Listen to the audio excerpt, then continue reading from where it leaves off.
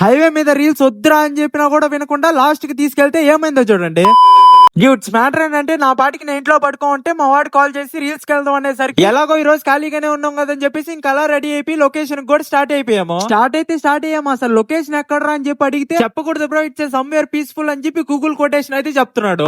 పకడ్బందీగా ప్లాన్ చేసాం మైక్ అని చెప్పి ముందరికి వెళ్తున్నామో లేదో కొంతమంది చిచ్చా బ్రోస్ అయితే కనపడ్డారు. ఇంకా అలా వాళ్ళకి టాటా చెప్పేసి ఇంకా అలా లొకేషన్ దగ్గరికి కూడా వచ్చేసాము. ఏ మాటకా మాట గానీ మా వాడు హెల్మెట్ వేసుకోగానే గుడ్లో కోడి పిల్లలాగా ఇరుక్కోపోయి ఉన్నాడు. మా మైక్ గడికి ఎంత దోలంటే బండి ఎక్కితే కాళ్ళు అందవు గానీ మళ్ళీ స్టంట్లకు మాత్రం ఏం తక్కువ లేదు. భూమి మీద కాళ్ళు అందకూడదు, గాల్లో బాతుంటాడు మా వాడు.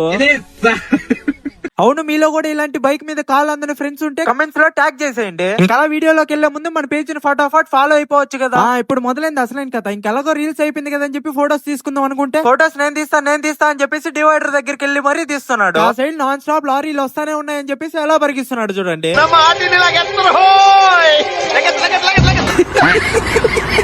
మొత్తానికి అలా డే షూట్ అయితే కంప్లీట్ అయిపోయింది. మీరు వెళ్తూ లైక్ కొట్టేసి ఇన్స్టాలో ఫాలో అయిపోండి, యూట్యూబ్ లో సబ్స్క్రైబ్ చేసుకోండి. ఉంటా మరి.